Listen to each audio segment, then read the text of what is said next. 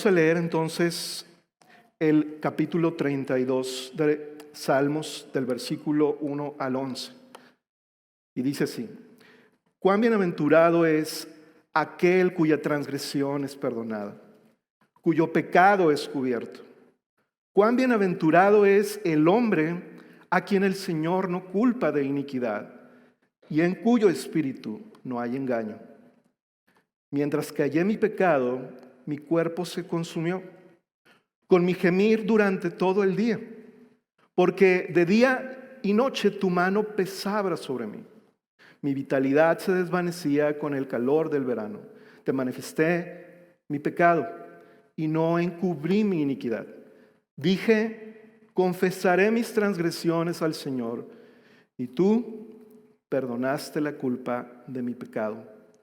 Por eso, que todo santo ore a ti en el tiempo en que pueda ser hallado. Ciertamente, en la inundación de muchas aguas no llegarán estas a él. Tú eres mi escondedero, de la angustia me preservarás. Con cánticos de liberación me rodearás. Yo te haré saber y te enseñaré el camino en que debes andar. Te aconsejaré con mis ojos puestos en ti. No seas como el caballo o como el mulo, que no tienen entendimiento, cuyos arreos incluyen brida y freno para sujetarlos, porque si no, no se acercan a ti. Muchos son los dolores del impío, pero al que confía en el Señor, la misericordia lo rodeará. Alégrense en el Señor y regocíjense justos. Den voces de júbilo todos ustedes, los rectos de corazón. Este Salmo 32 está íntimamente interrelacionado con el popular Salmo 51 que muchos de nosotros conocemos, ¿verdad? El Salmo 51 tal vez es uno de los 3 salmos más conocidos por el pueblo cristiano. Ambos salmos están considerados en la categoría de salmos penitenciales, que quiere decir que son salmos que enseñan sobre la convicción, el reconocimiento y la confesión de pecado delante del Señor. Déjame decirte que mientras que el Salmo 51 fue escrito por David después que cayó en el pecado de adulterio con Betsabé y también en el pecado de asesinato al matar a su esposo Urías, y fuera confrontado por el profeta Natán, los comentaristas también dicen que es muy probable que el Salmo 32 fuera escrito justo después del Salmo 51. Incluso yo quiero invitarte a que veas en la pantalla el Salmo 51, versículo 12 al 13. El salmista está diciendo esta verdad que está relacionada con el Salmo 32. Dice el versículo 12 del capítulo 51, restitúyeme el gozo de tu salvación y sosténme con un espíritu de poder. Y fíjense lo que dice a continuación. Entonces enseñaré a los transgresores tus caminos y los pecadores se convertirán a ti. Esta promesa que David está haciendo en este versículo de que cuando sea restituido al gozo de la salvación, él enseñaría a los transgresores sus caminos, nos indica que este Salmo 32 muy probablemente es el cumplimiento de ese voto, en donde David está expresando la alegría que hay en el perdón de Dios después de haberlo recibido, después de haberlo confesado, pero también está enseñando a la audiencia, a quienes van a leer, a quienes van a escuchar esta canción, que es lo que es el Salmo, ¿verdad? Van a escuchar lo que es la enseñanza de David sobre lo que él ha vivido en relación a su pecado y su confesión. También yo quiero que notes en tu Biblia, probablemente puedas notar en el encabezado, que dice Salmo de David, masquil. ¿Qué significa esta palabra? Esta palabra alude a que es un salmo de contemplación y al mismo tiempo es un salmo de instrucción. Es decir, es un salmo que trae sabiduría, pero no una sabiduría a ser estudiada como cuando estás en la escuela, ¿verdad? Recibiendo una enseñanza, sino una sabiduría a ser considerada como cuando estás contemplando y meditando una verdad, que te lleva no solamente con tu razón, sino también con tu emoción, con tus sentir. Con tu sentir estás meditando, eso es lo que se refiere la palabra masquil. También algunos intérpretes comentan que másquil probablemente también se refiera a la melodía o al tono musical en el cual el salmo era cantado. Porque para poder meditar en este salmo, no cualquier tono o cualquier melodía era adecuada o apropiada para poder meditar en él. Entonces, ambas definiciones nos pueden conducir a lo que se refiere esta palabra. Así que podemos decir en resumen, antes de entrar a la primera sección de este capítulo, que este salmo tiene el propósito de profundizar y hacernos pensar en nuestro estado interior y examinarnos para revisar nuestro caminar delante del Señor. Es como hacer una pausa en nuestra vida, es como detenernos y decir, ¿cómo estás dentro de ti? Porque puede ser que las cosas exteriores estén en orden, estén funcionando, estén teniendo éxito, pero en tu interior no necesariamente esté haciendo lo mismo. Así que el Señor, por medio del salmista, por medio del rey David, nos quiere introducir a este salmo directamente con la parte más alta del mismo en el versículo 1 al 2. Este salmo, como una canción que es, nos está introduciendo el salmista a la parte más alta, es decir, como si entráramos a una canción con el coro, ¿verdad? La mayoría de las canciones regularmente que nosotros cantamos, por ejemplo, de adoración, comienzan con lo que es llamado el verso, en una melodía y un tono, pues vamos a decir más tranquila o con menos intensidad, pero luego viene el coro y ahí es donde entra la intensidad y la fuerza de la idea principal de ese canto. Y lo que está haciendo David en estos primeros 2 versículos, que es la primera sección que vamos a ver el día de hoy, es introducirnos en este coro, introducirnos en esta intensidad. Y a la primera sección, bueno, antes de decirte la primera sección, no te he dicho el título de este mensaje. El título es La inigualable felicidad del que ha sido perdonado. Porque en verdad no hay felicidad que se le compare a lo que vamos a leer a continuación. Y la primera sección es la gran felicidad del pecador perdonado. Lee conmigo nuevamente el versículo 1 al 2. Cuán bienaventurado es aquel cuya transgresión es perdonada, cuyo pecado es cubierto, dice el salmista. Versículo 2, cuán bienaventurado es el hombre a quien el Señor no culpa de iniquidad y en cuyo espíritu no hay engaño. Lo primero que notamos es que David inicia este salmo como una abrupta exclamación de nuevo gozo que no puede refrenar. Su corazón no puede detenerse. Su corazón no puede solamente mencionar una sola vez la idea y la repite en los 2 versículos. Dice 2 veces, cuán bienaventurado. De hecho, la palabra bienaventurado significa eso, doblemente feliz, doblemente bienaventurado. Por lo tanto, él repite esa doble felicidad. Esta palabra incluso está escrita en plural en el original, que quiere decir, si lo trajéramos a palabras prácticas de nosotros, es las felicidades, las montañas de deleite, los bonches de alegría que hay para esta persona que está recibiendo este gran regalo. Y David conoció y experimentó esta bienaventuranza en su propia vida, porque aunque fue un gran hombre de Dios, ¿verdad? Todos lo conocemos, o la mayoría de los que hemos escuchado historias del rey David, sabemos que Dios mismo dice de David que él era un hombre conforme a su corazón. También es cierto, sin embargo, que tuvo significativas temporadas de pecado, como todo creyente las puede tener, como tú y como yo. David llegó a experimentar en medio de esas temporadas también el arrepentimiento, la confesión y el perdón de Dios. Yo recuerdo hace tiempo, cuando el Señor me salvó hace más de 25 años, un poquito más, que los jóvenes el grupo de jóvenes de la iglesia donde el Señor me salvó, solíamos platicar al final de las reuniones cosas supuestamente muy profundas, ¿verdad? Cosa que yo decía, bueno, claro que no son profundas, pero en fin, con el ánimo, con el deseo de crecer en el conocimiento del Señor. Había unos que se expresaban muy bien, había otros que no tanto. Y siempre después de ese tiempo, ¿verdad?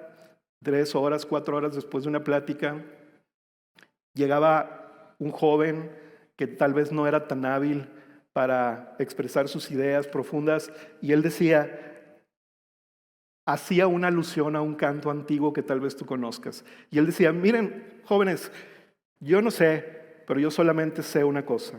Solamente Dios hace al hombre feliz.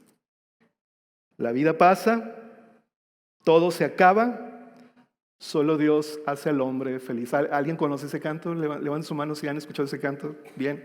Bueno, los más jóvenes probablemente no saben a qué me estoy refiriendo. Es un canto muy antiguo que parece que no expresa muchas cosas, pero déjame decirte que expresa verdades bien profundas. Porque es cierto esto, no importa lo que estemos pensando, que sea la mejor felicidad, el mejor éxito que podamos tener en la vida, solamente Dios hace al hombre feliz. Y hay dos elementos para esa felicidad que están descritos y que el salmista está dando a notar en estos primeros 2 versículos. Y es que esa felicidad tiene que tener el elemento de permanencia. La felicidad no puede ser pasajera o temporal, sino no es felicidad verdadera. Y el segundo elemento es que esa felicidad solamente se encuentra en Dios. No puede estar en ningún otro lugar o en ninguna otra cosa creada, porque si se encuentra en otra cosa creada, que no sea el creador, va a perecer, va a terminar y va a ser efímera. La verdadera felicidad, hermanos, sí existe. Para muchos tal vez escuchar la palabra felicidad les pueda chocar un poco porque es una palabra que se utiliza mucho en ambientes seculares y piensan que la felicidad no es una palabra bíblica. Déjame decirte que la palabra felicidad es una palabra que proviene de un concepto bíblico, porque Dios la creó y Dios es el único que puede brindarla. Sí, exactamente, hay gozo también, el gozo que proviene del Espíritu Santo, que proviene de Dios mismo, pero hay un estado llamado felicidad, de bienaventuranza, que solamente Dios la da y que es permanente. Así que David está expresando cuán bienaventurado, cuán feliz es el hombre que está recibiendo este regalo. Y sabes, esta felicidad tiene un gran impedimento en nuestras vidas. ¿Cuál es ese impedimento? Bueno, ese impedimento es que el mundo no puede generar esa felicidad y la naturaleza caída del ser humano no puede disfrutarla. Tú y yo vivimos en medio de un mundo, de un profundo estado de drama, de conflicto y de infelicidad. Y escucha esto. El pecado es el gran problema e impedimento por el que ningún ser humano puede aspirar por sí mismo a encontrar la verdadera felicidad. Esa es la razón por la cual Adán y Eva en el Edén fueron expulsados cuando se rebelaron contra su Creador. Esa es la razón por la cual el pecado trajo ese drama y ese conflicto a niveles cósmicos y fue desatado desde entonces. Y a la fecha todavía está y estará según la palabra de Dios hasta que el Señor traiga los nuevos cielos y la nueva tierra. Ese conflicto, hermanos, por causa del pecado no son cosas ligeras. No es una lucha de ideas. No es acerca de la filosofía que el hombre tiene. No es acerca de la ideología. ¿Sabes de qué se trata ese drama que el pecado ha traído? Es acerca en la profundidad de un conflicto personal con Dios. Se trata de estar separados de la presencia de Dios en nuestras vidas. Ese es el verdadero y profundo problema que el ser humano tiene sin este don que el salmista está mencionando en estos primeros 2 versículos. Sabes que Dios es preeminente y central. Oraba ahorita el pastor Alejandro en la oración pastoral. Dios es preeminente y es central y nosotros no lo somos. Y el gran problema del pecado es que el pecado nos hace ponernos a nosotros en el centro y en el primer lugar y desechar y menospreciar a Dios. Eso es lo que ocasiona el pecado. No solamente es una rebelión contra Él, sino es también interponernos en su lugar, al lugar que le pertenece a Dios, y nosotros ponernos en ese lugar. David entonces está exclamando lleno de gozo la bienaventuranza que hay, porque el Señor está trayendo una solución definitiva a este mayor problema que el ser humano tiene, que el ser humano tendrá por el resto de la historia de la humanidad hasta que Cristo regrese. ¿Y cómo lo hace? ¿Cómo describe el salmista en estos 2 versículos que Dios hace esto? Lo hace a través del perdón, porque el perdón de Él inhibe o neutraliza los efectos mortales y dañinos del pecado para ahora habilitarnos y darnos una nueva naturaleza, para darnos la capacidad de poder estar felices en Dios y encontrar nuestro deleite en Él. Y déjame decirte las tres formas que describe el salmista la acción del pecado y las tres formas como Dios lo perdona. Fíjate cómo en el versículo 1 y 2 hay tres sinónimos que David utiliza para describir el pecado. El primero de ellos es transgresión. En el versículo 1 dice la transgresión, que significa no solamente un incumplimiento a una ley o el pasarnos de la raya, sino significa una actitud rebelde y desafiante contra un rey. No es algo impersonal, es totalmente personal. Y David está diciendo, cuya transgresión. ¿Y qué es lo que hace Dios con la transgresión de este hombre bienaventurado? Ahí mismo nos lo dice, es perdonado. Lo que significa esta palabra perdonado en el original es que no solamente Dios emite un perdón, sino que textualmente y literalmente arrebata, levanta y echa lejos esa transgresión de esa persona y de la vista de Dios. La echa lejos, la quita de él. Esa no es una imagen simplemente poética, es la realidad de las cosas. Y en segundo lugar, la palabra que utiliza en el mismo versículo 1 es pecado, cuyo significado original significa quedarse corto, fallar el objetivo. Es decir, vivir nuestra vida fallando el objetivo de la misma como Dios la diseñó que la viviéramos. Es el fracasar en cuanto al alcanzar lo que Dios espera de nosotros, que es glorificarle a Él, porque en Él está la felicidad. Y Dios lo que dice que hace con el pecado, al final del versículo 1, es que es cubierto.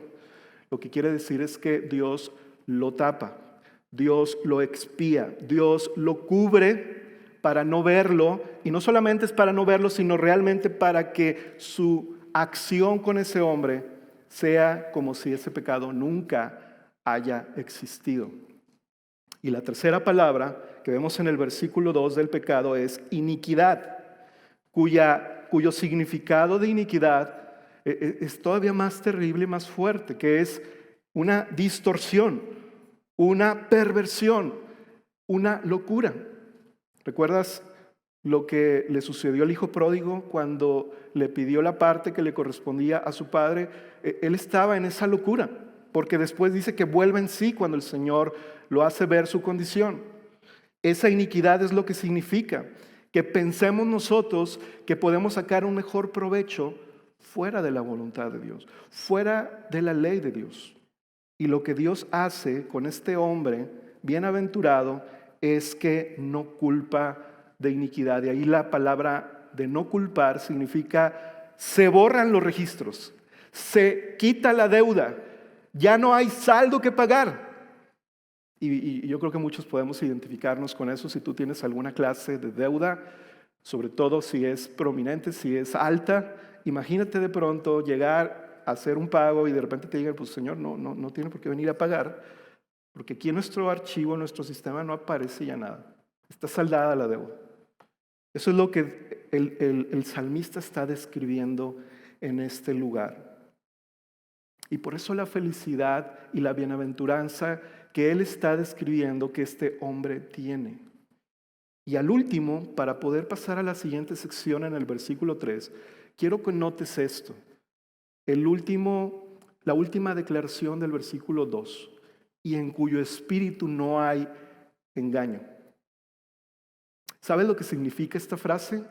Esta frase significa, en primer lugar, déjame decirte lo que no significa, y no es que nunca caiga en pecado y que siempre diga la verdad. Lo que el salmista está diciendo es que esta persona en cuyo espíritu no hay engaño es esa persona que cuando peca no está tratando de engañar al Señor o a otros, y sobre todo no está tratando de engañarse a sí mismo. ¿Te das cuenta lo que significa esta última frase?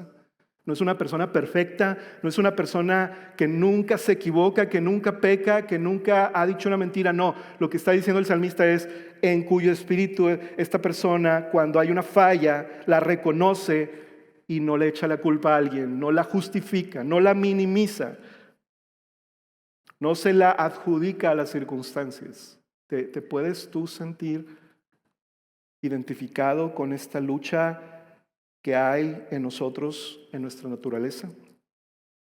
Charles Spurgeon dice acerca de esta última frase en el versículo 2, invitándonos a lo siguiente, dice: ten una vida espiritual honesta o no tengas ninguna. Ten una vida espiritual de corazón o de otra manera no la tengas. Quita toda vestimenta de piedad externa y permite que tu alma se encuentre bien internamente. Sé honesto. Proverbios 28, versículo 13 dice lo siguiente: el que encubre sus pecados no prosperará, pero el que los confiesa y los abandona hallará misericordia. ¿Notas que aquí el Señor está diciendo y está asumiendo que nosotros en algún momento vamos o podemos cometer algún pecado? ¿Notas eso? El Señor no está asumiendo que vas a dejar de pecar en algún momento, pero el Señor está diciendo cómo reacciona una persona en cuyo espíritu no hay engaño. No trata de darle vueltas. Y lo que decía esta frase de Charles Spurgeon es muy cierta, ¿verdad? No te dejes engañar por las vestimentas externas de tu piedad. Y eso me lo digo a mí mismo. Cuando estaba yo elaborando este mensaje dije, ¿cuántas cosas en el exterior nos pueden hacer pensar que estamos bien delante del Señor y no nos ocupamos por ver nuestro estado interior? Porque es lo que el Señor quiere que hagamos para encontrar la verdadera felicidad que hay en Él. Y con esto yo quiero que veas la segunda sección, en el versículo 3 al 4. De hecho es del versículo 3 al 5, pero quisiera leer nada más del versículo 3 al 4. Esta segunda sección le he llamado el camino del silencio a la confesión, porque aquí dejamos la etapa de intensidad y del coro de la canción de este salmo para entrar en la etapa de escuchar la agonía que David vivió antes de confesar su pecado, cuando él estaba en este estado de miseria y de agonía al no confesarlo. Versículo 3 y 4 dice: mientras callé mi pecado, mi cuerpo se consumió, con mi gemir durante todo el día, porque día y noche tu mano pesaba sobre mí, mi vitalidad se desvanecía con el calor del verano Selah.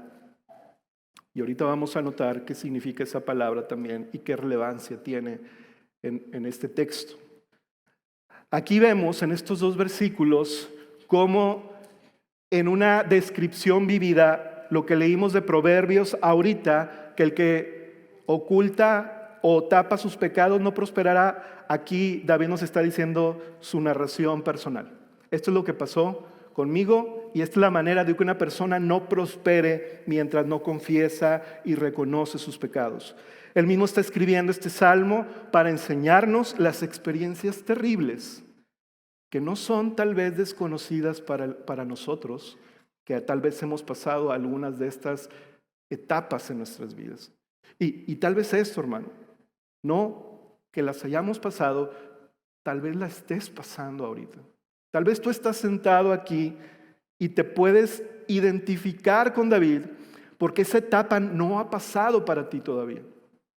Y no se trata nada más de un solo pecado, puede ser cualquier pecado. Y de hecho de eso se trata el engaño, pensar que hay pecados mayores, más perjudiciales que otros. Bueno, ese es un efecto del engaño del pecado en nuestras vidas, pensar que las categorías las podemos manejar nosotros.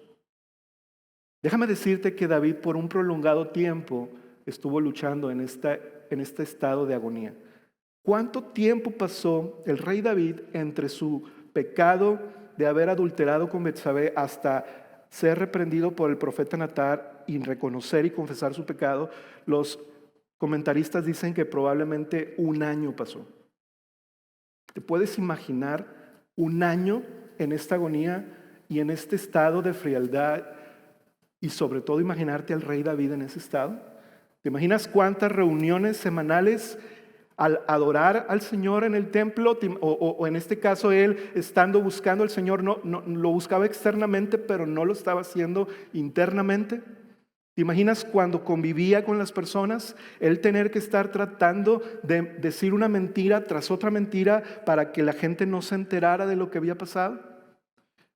El pecado es un enredo terrible, hermanos. Un pecado que conduce a otro y un mal que conduce a otro mal es una espiral de infelicidad. Y por eso David dice, mi cuerpo se consumió. Esto no es un lenguaje poético, simbólico. Este es un lenguaje real. Su corazón, su físico, su estado emocional se estaba consumiendo por causa de esta situación.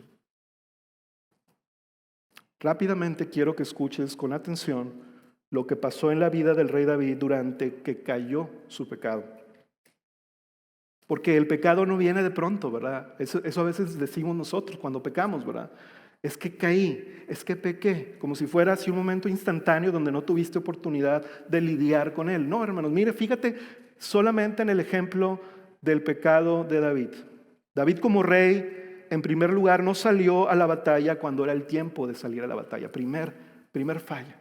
Era el tiempo de salir a la batalla y él no salió. Observó por la ventana lo que no debía observar. Mandó preguntar lo que no debía de preguntar con sus siervos para ver quién era esa mujer. No escuchó a alguien que dijo que esa mujer era la esposa de Urías, uno de sus guerreros de batalla. Alguien dijo, esa mujer no es la esposa de Urías, y él no escuchó eso. Envió por ella para tomarla cuando no debía haber enviado a nadie. Durmió con ella cuando no debía haberse quedado con ella. Y cuando quedó embarazada, comenzó la segunda espiral de enredos de esta terrible maldad. Trató de convencer a Urías, lo sacó de la batalla, lo mandó traer al pueblo para convencerlo de estar con su esposa y no lo logró. Después volvió a manipularlo y hasta lo embriagó y aún así no pudo hacer que bajara a su casa para estar con su esposa. Finalmente da una instrucción a su capitán principal, a Joab, que le dijo textualmente que lo abandonaran en la línea principal de batalla para que él muriera. ¿Te das cuenta esta terrible espiral que trae un solo pecado? Y querer ocultarlo y querer esconderlo. Todo esto ocurrió en la vida de un hombre como David. Si ocurrió en la vida de un hombre como David, hermanos, ¿qué tan expuestos estamos nosotros a enfrentar estas batallas y a sucumbirlas? Por eso es importante. Por esto ese es un salmo de contemplación. No es solamente leer y decir, mira qué bonito suena, qué arreglo de palabras, no. David está hablándonos. El Señor está hablándonos. Y al notar todo esto, yo quiero que notes que esas tres consecuencias, el cuerpo de David se consumió con su gemir durante todo el día. Versículo 4, la segunda consecuencia nos da a entender de dónde proviene todo este dolor. Y el versículo 4 nos dice que el dolor de David no solamente provenía de su pecado, proviene directamente de la mano poderosa y en este caso disciplinaria de Dios sobre él. Él dice, tu mano pesaba sobre mí. La propia mano del Señor originaba la pesada carga en David. Hermanos, ninguna carga pesa tanto como la disciplina de Dios que cae sobre una conciencia culpable. Y la tercera consecuencia que dice el versículo 4 es, mi vitalidad se desvaneció con el calor del verano. Es decir, la energía, el ánimo, el deseo por vivir de parte de este gran rey, siervo de Dios, empezó a experimentar una sensación de asfixia, de ansiedad, agobiado y atormentado durante un largo tiempo. Y al final de este versículo 4, quiero que notes en tu Biblia que hay una palabra que dice Selah. Esa palabra Selah significa una pausa antes de seguir. Es una pausa en donde esa contemplación entra de parte de nosotros y que tenemos un tiempo para poder meditar en lo que el Señor quiere hablarnos a nosotros. Yo quiero hacer esto en esta mañana, en este momento, al decirte unas preguntas. Quiero decirte, hermano, lo que dice el Señor aquí, Selah, detente un poco. No sigas adelante, no pienses en otras cosas. No sé qué estás pensando ahorita, pero quiero decirte, detente, medita en esta realidad de esta agonía del rey David y quiero hacerte estas preguntas. ¿Puedes ver cómo el Espíritu Santo nos quiere enseñar que Él está detrás de nosotros incluso en nuestra rebelión y en nuestra obstinación? Hermanos, ¿será que algunos de nosotros nos mantenemos callados tratando todavía de ocultar nuestro pecado?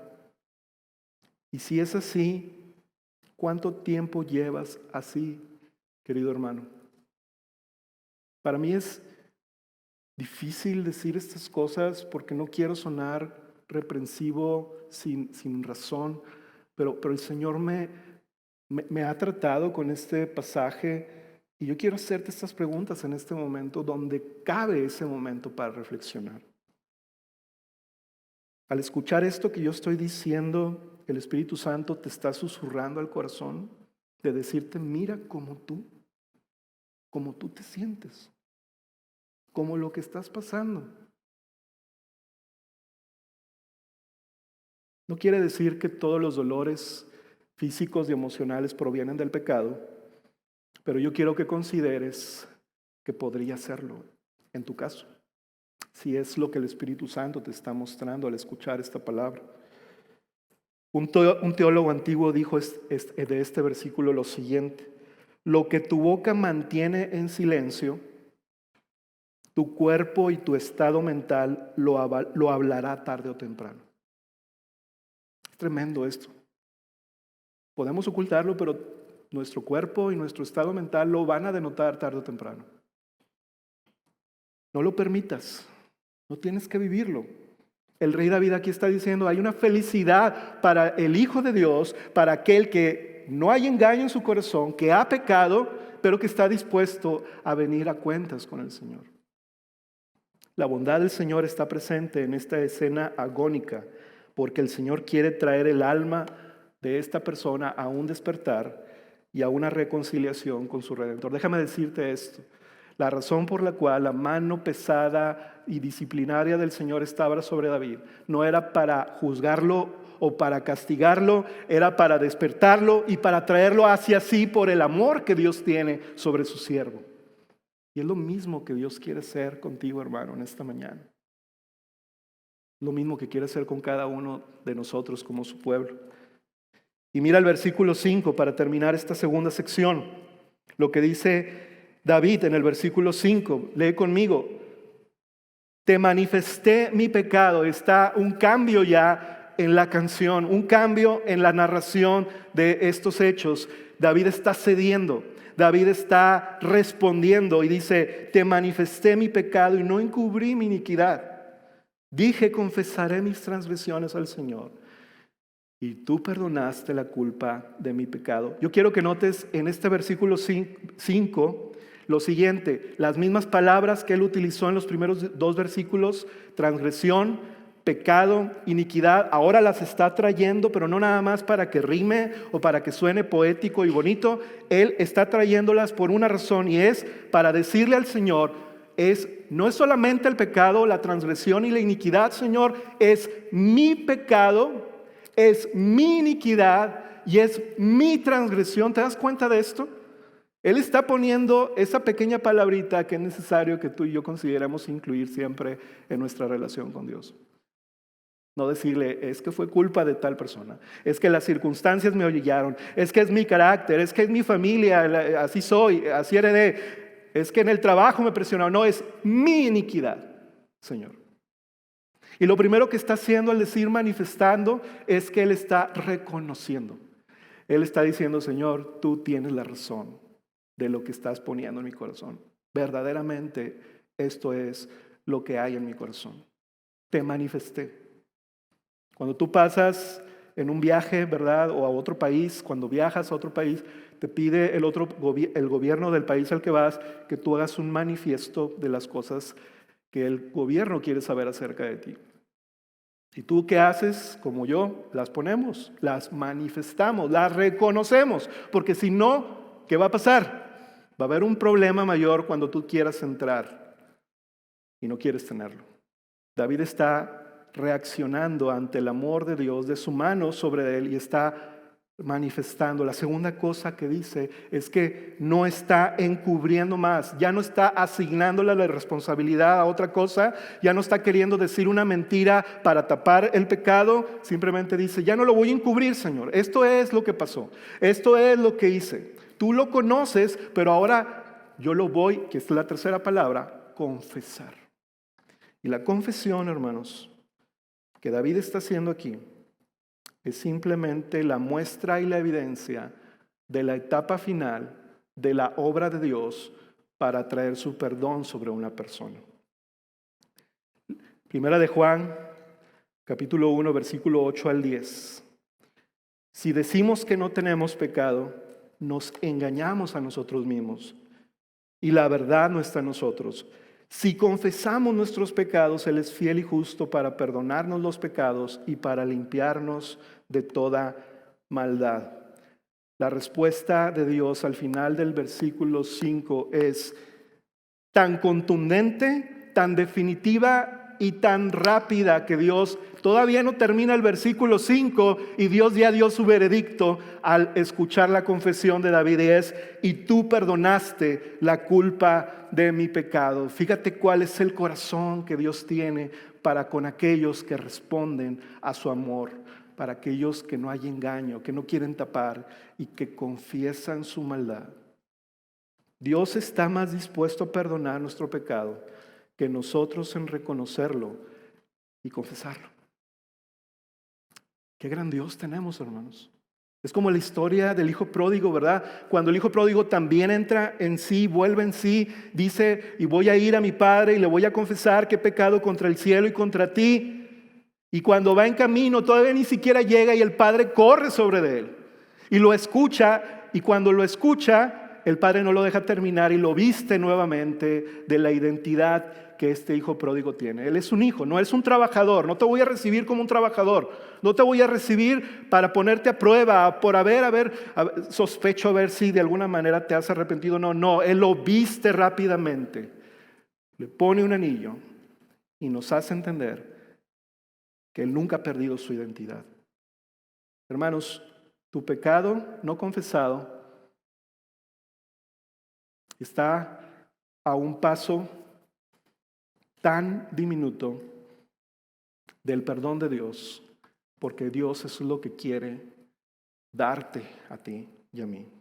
Ningún reproche, ningún periodo de prueba, simplemente misericordia inagotable. Éxodo capítulo 34, versículos 6 al 7. ¿Quién es este Dios que perdona de esta manera? Bueno, Moisés, al verlo pasar, al escuchar de parte misma de Dios quién es Él, lee conmigo lo que Dios dice acerca de su carácter. Dice: entonces pasó el Señor por delante de él y proclamó: el Señor, Dios compasivo y clemente, lento para la ira y abundante en misericordia y verdad. Y fíjate lo que dice a continuación: que guarda misericordia a millares, el que perdona la iniquidad, la transgresión y el pecado. Las mismas tres palabras que el salmista ha utilizado de manera frecuente en este salmo, las hace propias y nos da a entender que este es el carácter del Dios el cual tú y yo tenemos como Padre. Dios está dispuesto a revelarse a sí mismo y a su carácter, y estas son las definiciones que Él tiene. Antes de pasar a la tercera sección, hay otra vez la palabra Selah, que es nuevamente esta invitación a contemplar lo que hemos escuchado. Si tal vez en esta semana, hermanos, algunos de ustedes, o en estos últimos meses, por causa de haberte deslizado, te has sentido distante de Dios, O a lo mejor ya sentiste que se cansó de amarte porque ahora sí lo arruinaste, sea lo que fuere. Te sientes como un fracaso para Él. Y hoy te levantaste ya cansado de tener esta carga. Y tal vez hasta le pediste una señal. Señor, dame una señal el día de hoy. Háblame. Quiero decirte que el día de hoy Dios te está dando una gran señal en su palabra. El Espíritu Santo te está hablando y te está haciendo notar, no tienes que estar ahí, no tienes que estar en esa condición. Y escucha esto, lo que dice Isaías capítulo 1, versículo 18. Esto es lo que Dios quiere que hagas tú en esta mañana. Vengan ahora y razonemos, dice el Señor. Aunque sus pecados sean como la grana, como la nieve serán emblanquecidos. Aunque sean rojos como el carmesí, como blanca lana quedarán. Dios dice, dime de qué tamaño es tu pecado. No hay ningún pecado que pueda superar mi gracia para emblanquecerlo. Pero ven ahora y vamos a ponernos de acuerdo. Vamos a entrar en razón. El Cordero de Dios que quita el pecado del mundo, el Cordero inmolado que cantábamos hace un momento, que está sentado en el trono por la eternidad, vino a hacer real nuestro perdón y a liberarnos de toda nuestra culpa, no un momento, no nada más en esta vida, para siempre. El Cordero de Dios, por eso se es llamado así en Apocalipsis, porque es para recordarnos para siempre en la eternidad lo que Jesús ha venido a hacer por nosotros. Perdonarnos y limpiarnos toda nuestra maldad. La causa de nuestra infelicidad, quitarla, para ahora disfrutarlo a Él para siempre. Yo te quiero pedir en esta mañana, hermano, antes de entrar en la tercera sección, algo que el Señor siento que también a mí me ha estado hablando, y es esto. No leas más la palabra de Dios a la ligera. No vivas una vida cristiana sin dedicar un tiempo a profundizar y meditar quién es Él. Tu alma necesita del Dios vivo en quien está la verdadera felicidad. ¿Por qué privarla de eso? Por el engaño del pecado. Pero no tienes por qué tratar de ocultar algo que Dios mismo te pide que tú le reveles y le confieses, porque Él está pronto para restaurar su comunión contigo.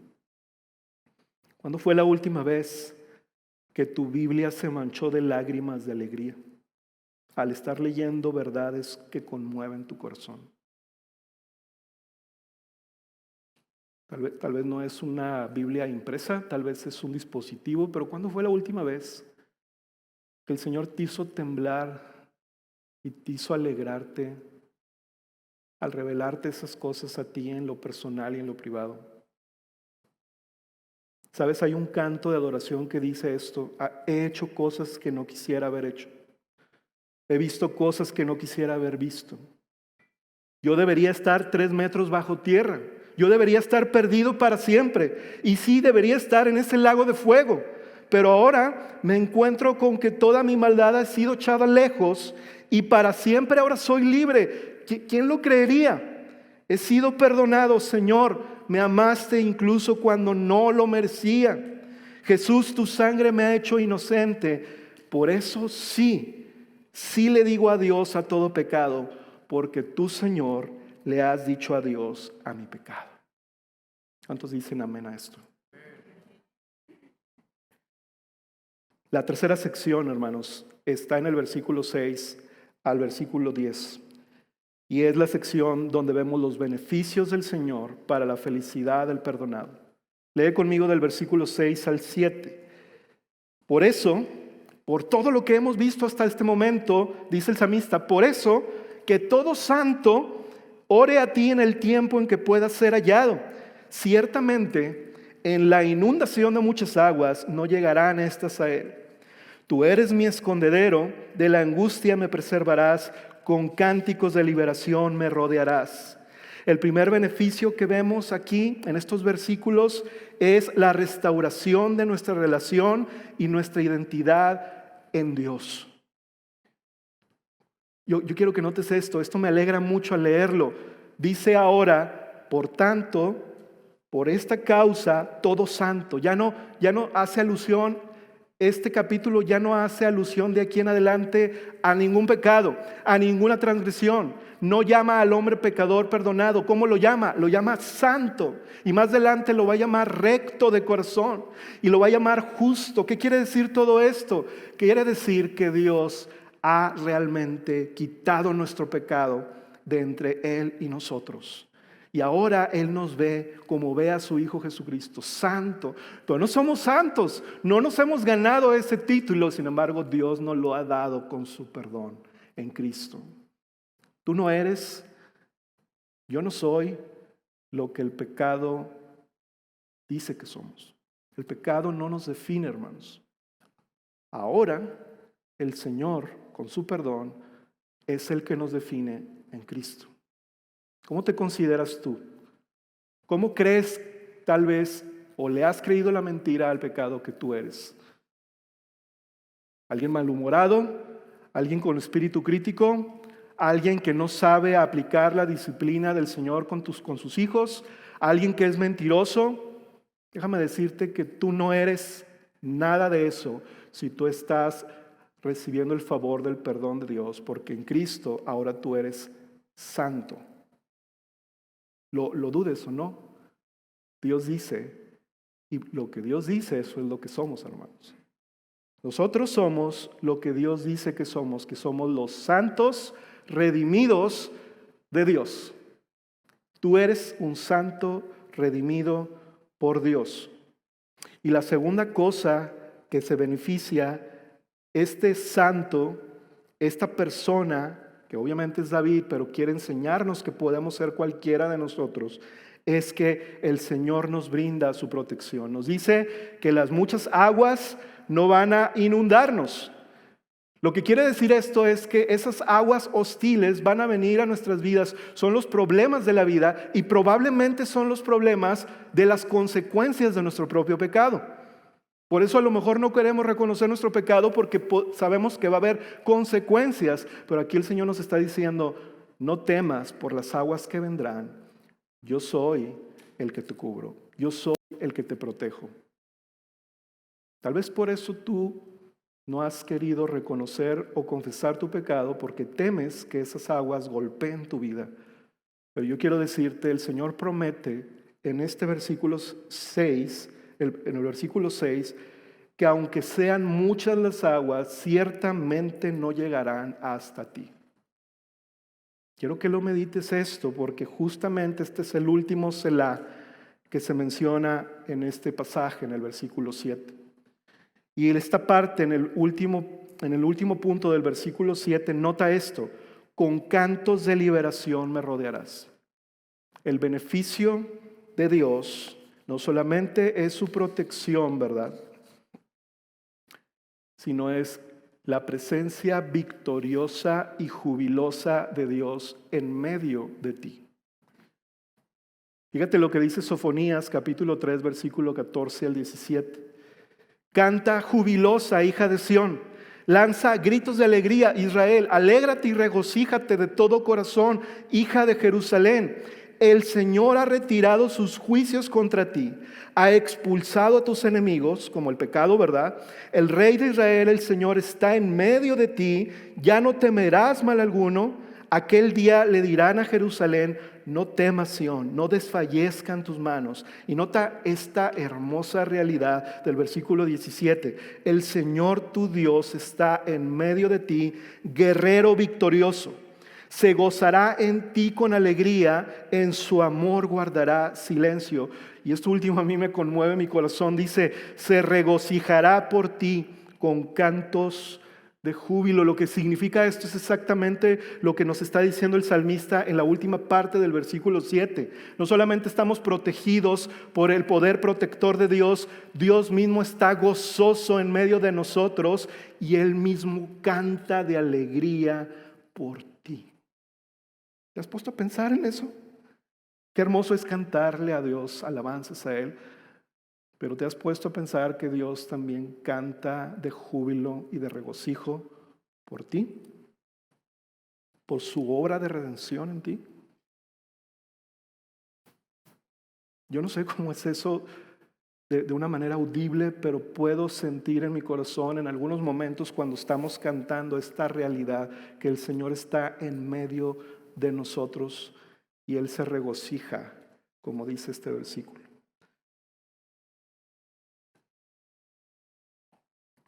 Y nota lo que dice el versículo 8 al 10. El beneficio de la dirección de Dios. Y este es el último beneficio para pasar a la cuarta y última sección. Lee conmigo versículo 8 al 10. Yo te haré saber y te enseñaré el camino en que debas andar. Te aconsejaré con mis ojos puestos en ti. No seas como el caballo, como el mulo, que no tienen entendimiento, cuyos arreos incluyen brida y freno para sujetarlos. Nota cómo el Señor nos beneficia, no solo con su presencia, no solo restaurando nuestra comunión y nuestra identidad con Él, no solo con su protección, también nos beneficia con su dirección y su instrucción para no ser los mismos de siempre, para no ser como los caballos o los mulos. Los caballos y los mulos se les tiene que aplicar fuerza para que tengan aprendizaje y se les tiene que amarrar para que puedan conducirse por una dirección. Y el Señor dice, no sean así, no tienen por qué ser así.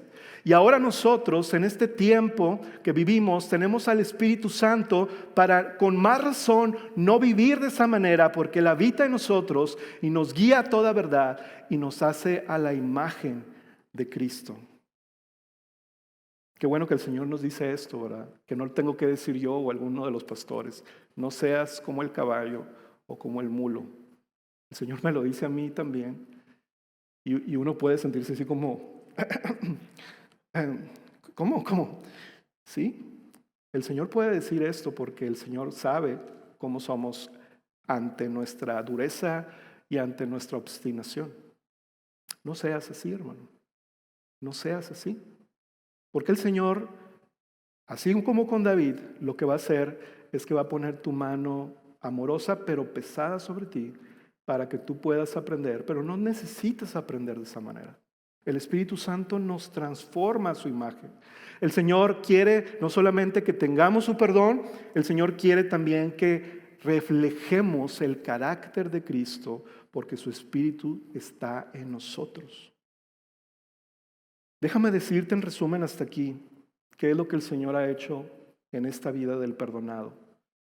La vida del creyente es una vida de comunión, de protección y de dirección de Dios, rodeada de misericordia que nos impulsa a vivir sin engaño en nuestro corazón, sabiendo que si hemos pecado, podemos reconocerlo y confesarlo porque Él es fiel y justo para perdonarnos y limpiarnos de toda maldad. Y dice el versículo 10 y 11 para terminar esta última sección. Es el llamado del Señor a una vida de alegría para todo aquel que ha sido perdonado. Es el llamado del Señor a una vida de alegría. Versículo 10 dice, muchos son los dolores del impío. Y David puede hablar por sí mismo acerca de esta realidad, pero también dice, pero aquel que confía en el Señor, la misericordia lo rodeará. Versículo 11, alégrense en el Señor y regocíjense justos. Den voces de júbilo todos ustedes los rectos de corazón. Así que antes de tú sentirte fuera de esta categoría de personas, porque tú dices, yo no soy recto de corazón, yo no soy justo, déjame decirte, el Señor se está refiriendo precisamente a aquellos que han sido perdonados porque han vencido su resistencia, han dejado el engaño a un lado y aunque han pecado, lo están reconociendo y lo están confesando. A esas personas el Señor está llamando justos y rectos de corazón. Y tú puedes ser una de ellas. Y déjame decirte, tú eres una de ellas si tú estás en Cristo. No importa el pecado, su gracia es mayor. Tú tienes un motivo de alegría. Yo tengo un motivo de alegría que ninguna otra persona sobre este mundo podrá tener. Los santos redimidos de Dios tienen la razón más apropiada y correcta de alegrarse, porque la felicidad más importante que cualquier ser humano puede aspirar a tener, Dios se la ha dado por gracia en Jesús. En Jesús podemos cantar de alegría, dar voces de júbilo, regocijarnos como ninguna otra persona lo puede hacer. Tú puedes tener una razón más válida y verdadera de gritar que una persona que está en un estadio de fútbol gritando con toda su fuerza que su equipo ha triunfado. O cuando alguien se gradúa, gritar con más alegría cuando alguien ha terminado sus estudios. Tú tienes una razón más apropiada y real cuando tú estás bajo el perdón de Dios, bajo la comunión de Dios en Cristo. Y a veces, hermanos, teniendo esa gran oportunidad, no somos cuidadosos, no planeamos y no nos prevenimos. A veces venimos a las reuniones y ni siquiera tuvimos oportunidad de cantar, llegamos tarde, no nos concentramos. Y estamos dejando que nuestra alma pierda este gran privilegio de recibir este alimento y este gozo. Y estamos exponiendo nuestra alma a que encuentre su deleite en otra cosa que no es Dios. ¿Te das cuenta? No fue el tráfico, no fue que te desvelaste. Es probablemente algo más profundo que tú tienes que venir con el Señor y decirlo. No con nosotros, ¿verdad? No con un líder, no con tu hermano, el líder del grupo de casa. No, es con el Señor. Y el Señor nos está hablando. Y yo con eso quiero terminar. Tú eres un justo y recto de corazón por su don de justicia. No porque lo mereces, no porque lo has ganado, porque ninguno de nosotros ha alcanzado ese título por méritos propios. Tú puedes ser llamado justo y yo, porque el único justo que ha vivido sobre la tierra, Jesús el Hijo de Dios, cargó con todas las transgresiones que fueran echadas de nosotros y cayeron sobre de Él en la cruz. Y esto no es un mensaje o una palabra nada más para los que nos están visitando. Esto es algo para cada uno de nosotros que estamos en Cristo, recordar esta verdad. Confesar nuestra realidad. Contemplar como lo quiere el Señor en este salmo. El Señor borró nuestra deuda. Yo quiero preguntarte esto, ¿cuánto costó tu perdón? Tú lo recibes y yo lo recibo por gracia, pero ¿cuánto le costó ese perdón al Señor? Ahí hay una gran pregunta en la cual meditar constantemente, con la cual tú puedes venir al Señor. En comunión, en reconocimiento y en confesión de tu pecado, porque tú puedes encontrar en Él el perdón. ¿Por qué no inclinas tu rostro para orar? Señor, en esta mañana te damos gracias porque eres tú en donde encontramos todo lo que necesitamos, Señor. Y con nuestro corazón expuesto delante de ti, yo te ruego que tu Espíritu Santo obre en nosotros, Señor, para ser una iglesia que responda ante esta verdad, ante esta inigualable felicidad que tú das a todo aquel que ha sido perdonado. Señor, examina nuestro corazón, Señor, y que nosotros podamos ver lo que tú ves y que nosotros podamos reconocer lo que tú nos has hablado, Señor. Que podamos dejar de encubrir y dejar de vivir esa doble vida si es que de alguna manera le hemos permitido, Señor. Porque tú perdonas la culpa del pecado de aquel que confiesa su pecado delante de ti, Señor. Qué gran perdón en Cristo tenemos. Qué gran y seguro y permanente perdón tenemos que Cristo nos ha dado, porque Él ha pagado por ese perdón, Señor.